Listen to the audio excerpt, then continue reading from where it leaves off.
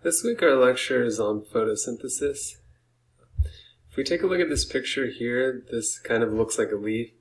It's actually a sea slug off the east coast. And we'll take a look at how this sea slug can end up photosynthesizing or getting its energy from sunlight.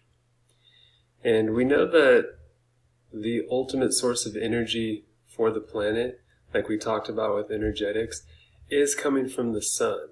The sun emits a lot of different types of electromagnetic radiation, and the visible light spectrum, like we see in the rainbow, is all being emitted by the sun.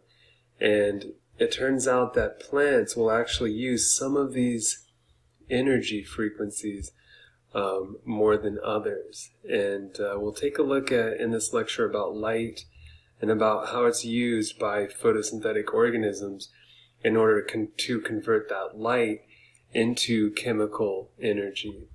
Okay, and that's exactly what photosynthesis is.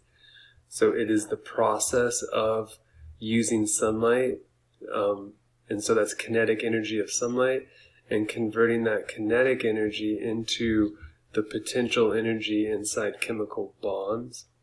Okay, so with photosynthesis, kind of like cell respiration, we'll take a look at the reactants and products. So the energy source would be sunlight out in nature, or just light from a lamp. It could be indoors. And then water is one of the reactants, and also carbon dioxide. So the plant, or whatever's photosynthesizing, is converting sunlight into usually glucose or sugars. And we know that sugars are made out of carbon, right? Carbohydrates, carbon, hydrogen, oxygen. So all the carbon is actually coming from carbon dioxide, the oxygen's coming from carbon dioxide, and the hydrogen will be coming from water. What else comes from water? Actually, the electrons, to help stick the carbons together and form the glucose molecule. So we'll see how the carbons come from carbon dioxide, the electrons come from water, and when the water is split for its electrons, oxygen is generated in that process. So the process of photosynthesis generates oxygen as well as making a sugar. Let's take a look at some organisms that can photosynthesize. It's not just plants, but we have things like algae, and there are some companies emerging that try to use algae to make biofuel.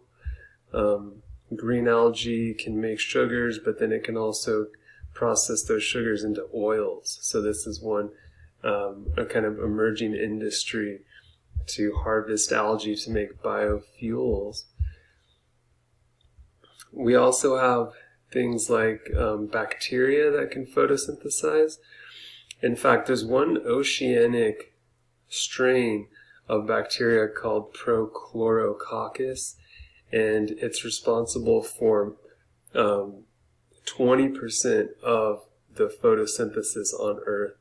So just as far as species go, it creates more oxygen than I think all of the rainforests on Earth. And it's just an oceanic bacteria. The ocean is full of bacteria, and as far as the light can penetrate, you have bacteria, and some of it photosynthesizes. You also have unicellular protists. A lot of these are known as algae. You have multicellular algae like seaweed, and then you also have plants. And we notice in the plant, where does the photosynthesis occur? It occurs on these kind of solar panel looking things called leaves, obviously, right? So let's take a look inside the leaf. If we were to do a cross section of the leaf, And to slice a leaf section and look at it in a microscope, we would see the cuticle and the epidermal layers.